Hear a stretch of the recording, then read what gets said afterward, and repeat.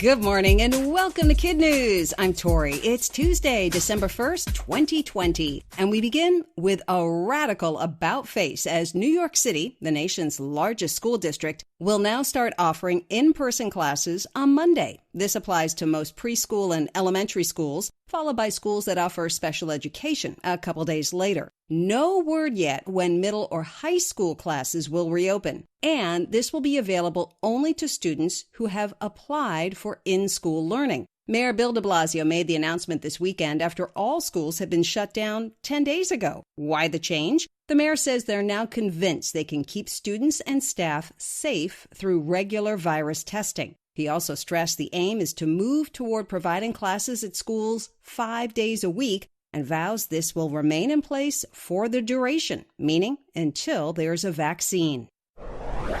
Where to go? That's the question a lot of people are asking regarding the mysterious 10-foot-tall metal structure that suddenly appeared 2 weeks ago in the Utah desert. The internet went wild with theories. Many believed it had to have been put there by aliens. Then, over the weekend, it disappeared without a trace. The state's Department of Public Safety discovered the gleaming object embedded into a rock on November 18th while out counting bighorn sheep in a remote area. The exact location wasn't revealed to prevent people from trying to find it and getting stranded. But a few intrepid hikers managed to discover the structure last week. One shot a video where he confirmed it was hollow and not magnetic. Now that it's suddenly vanished, the mystery deepens, with some jokingly wondering if those same space aliens came back to get it. If you watched The Last Dance, ESPN's documentary on basketball legend Michael Jordan, then you played a role in helping feed the hungry this holiday season. His heiress, as some call the NBA star, has announced he's donating all of his additional proceeds from the 10-part series to the tune of $2 million to Feeding America. This is the country's largest hunger relief organization, and one of their leaders say the timing for this financial gift is a relief, as they've seen a significant jump in the need for food assistance due to the pandemic. The Last Dance showed Jordan's team, the Chicago Bulls, rise to dominance in the 1990s with a special focus on his final season when he won the last of his 6 champion titles. The series was supposed to air in June, but after the basketball season was put on hold, it aired in April with an average of 5.6 million people tuning in for each episode, making it the most watched ESPN documentary ever.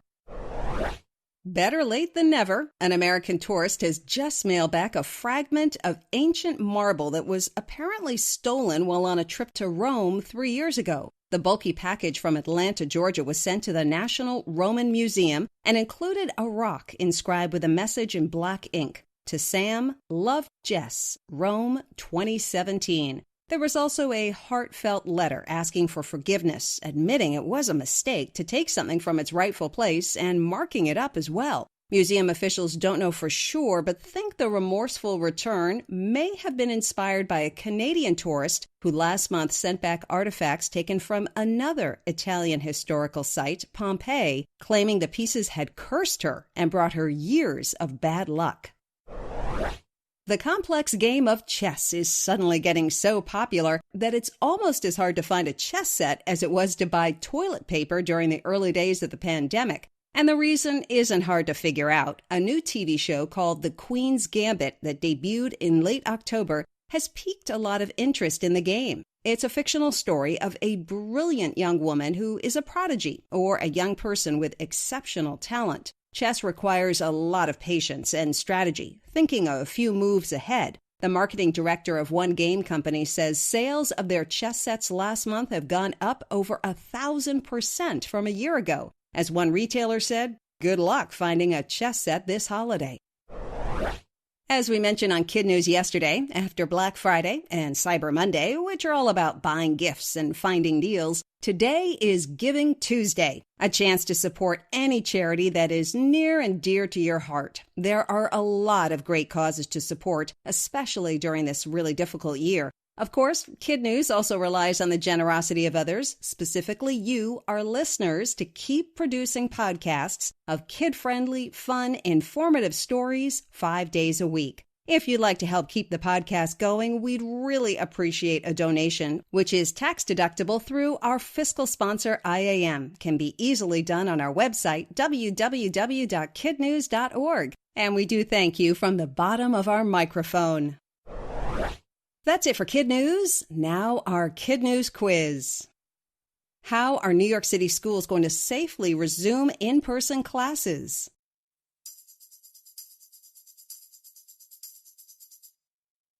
According to the mayor, with regular virus testing. Where was the metal structure that mysteriously appeared and then disappeared?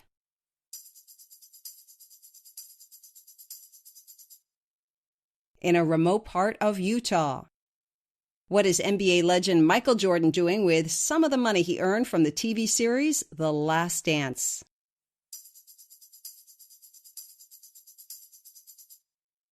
He's donating $2 million to Feeding America. What is suddenly so popular, sets are hard to find?